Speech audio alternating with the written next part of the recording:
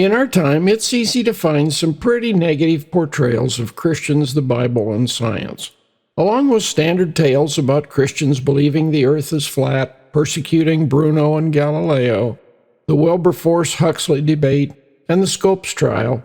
You will also find foolishness on the internet suggesting that the Bible was written by ancient, ignorant Middle Eastern goat herders, that creationists think that Jesus rode on dinosaurs, and close their ears rather than hear anything about science.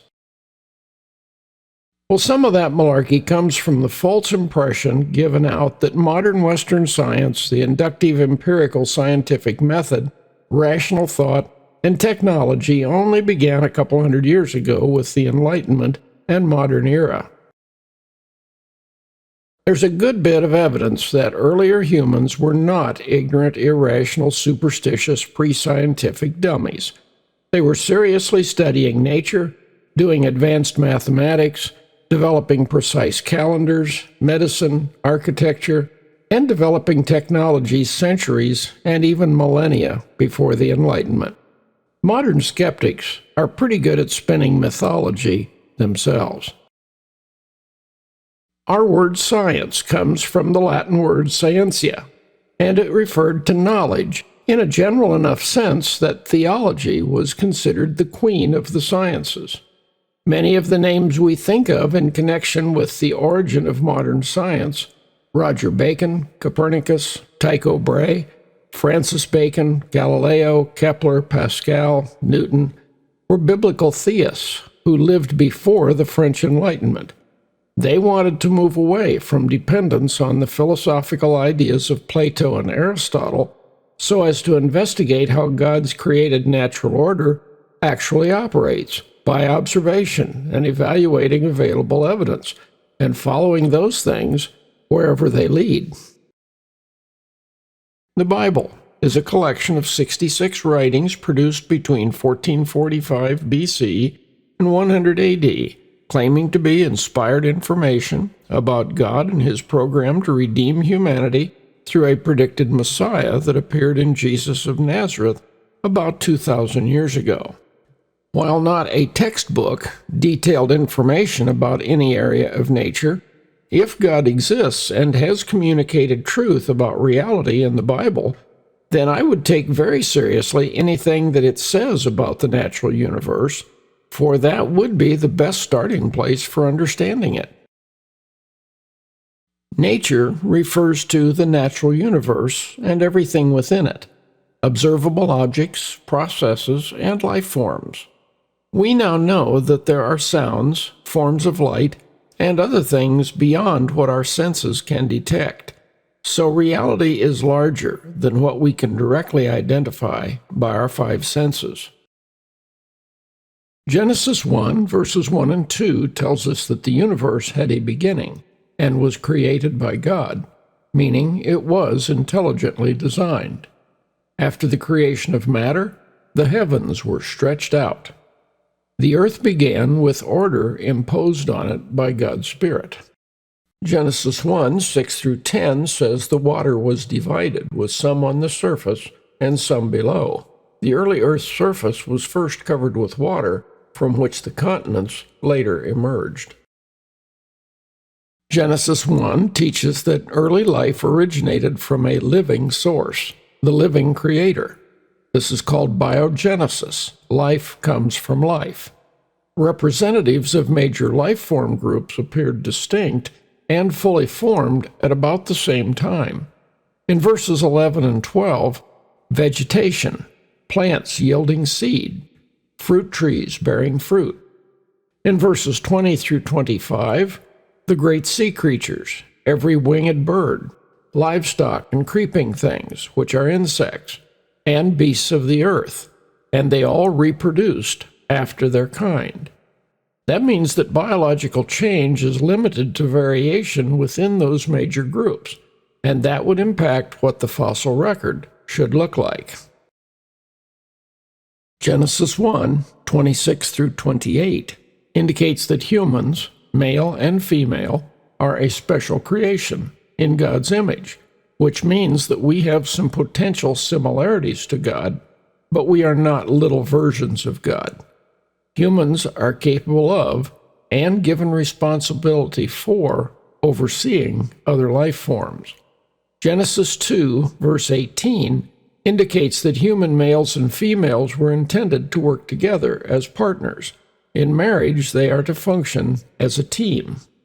In Genesis 4, 2 and 3, and verses 20 through 22, humans at their first appearance were language and technology capable, and they were soon involved in grain farming, nomadic herding, music, and metallurgy. In Genesis 5:1, we are told that humans were man when created.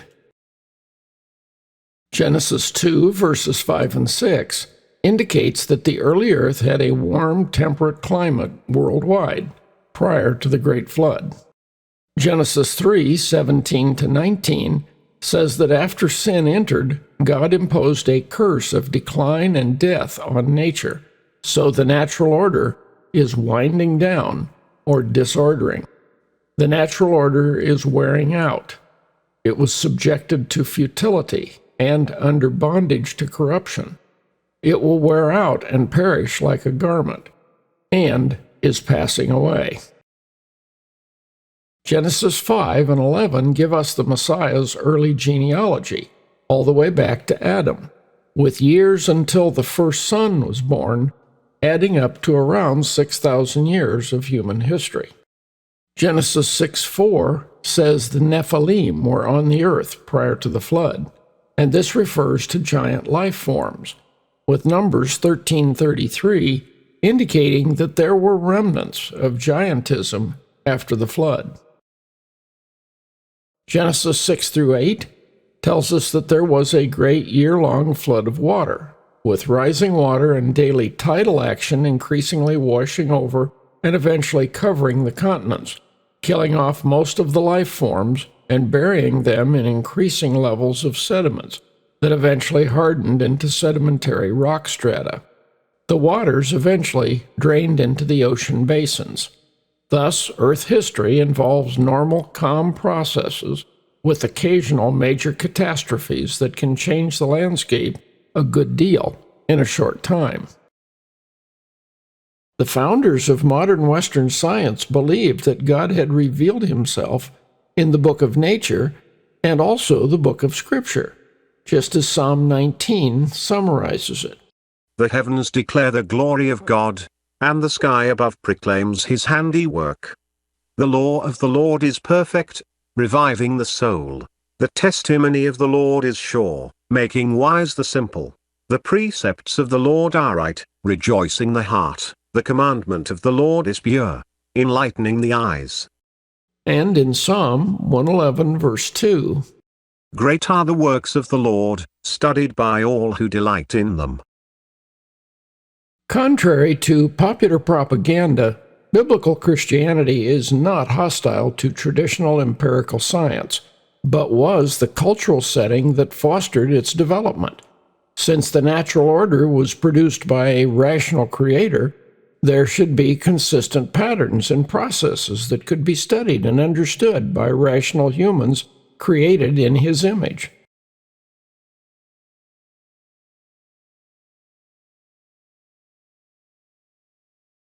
There are two major approaches to understanding things, and both can play a valuable role in accomplishing that task. The first, the basis of the scientific method, is induction. This approach begins with observation, information, and evidence, and then moves toward formulating a conclusion that is the best explanation for that evidence. Roger Bacon is credited with encouraging a methodology for investigation, emphasizing empiricism, meaning that it's based on observation and collected evidence, and induction, where you begin with objectivity and neutrality and follow the evidence to the best explanation. The goal was to see how nature really operates. The scientific method was a simple summary of this. First, identify a question that needs an answer or evidence that needs to be explained.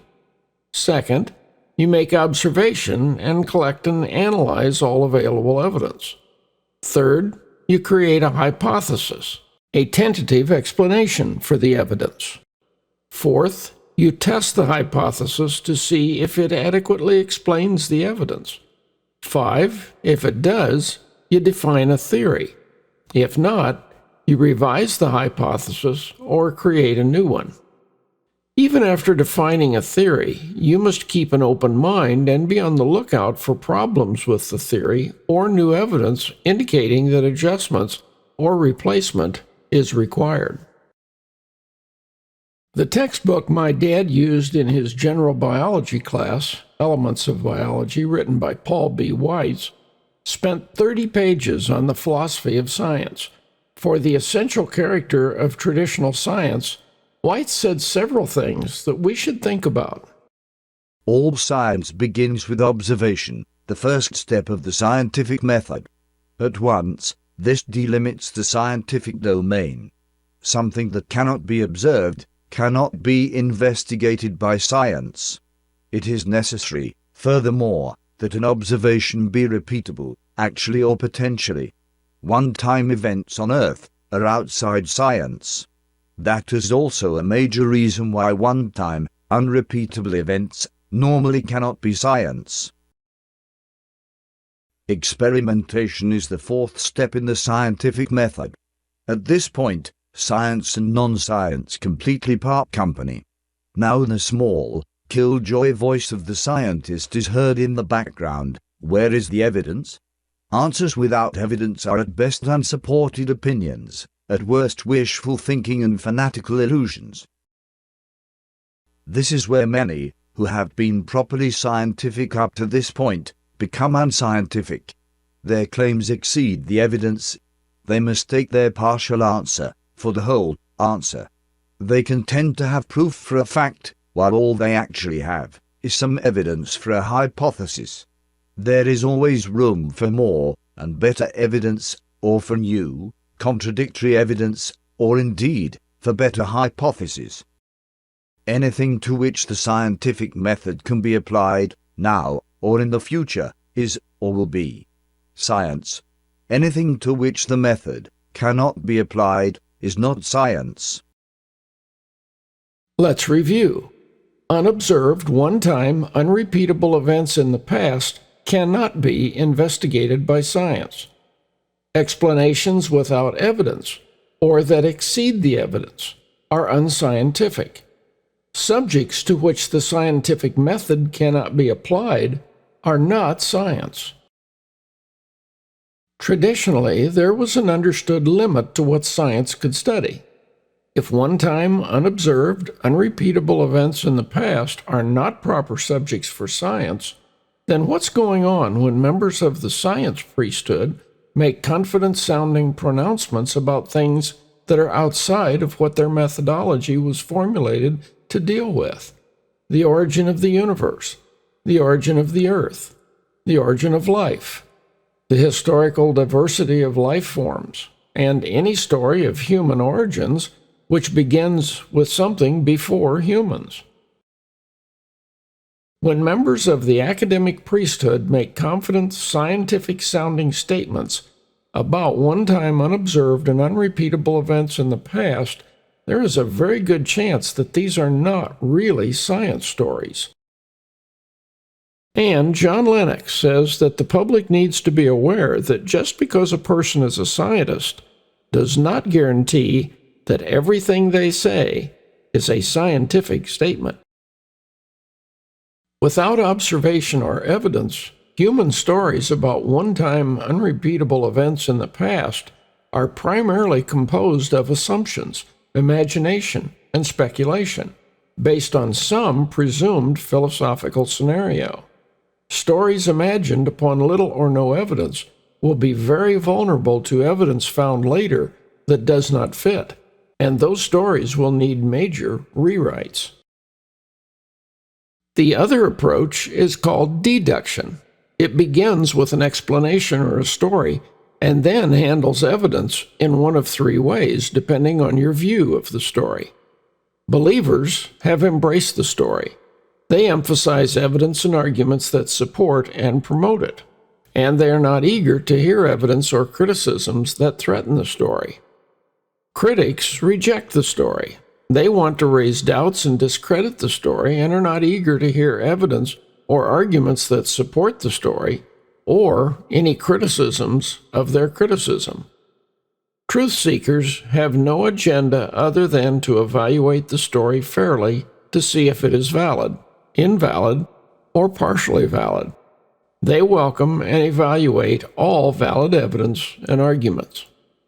Social pressure and the environment in which one functions impacts how we view different stories. When people think of science, we tend to imagine a romanticized, idealistic picture in which everyone is honest, truth-oriented, unbiased, and dedicated to following all valid evidence wherever it leads.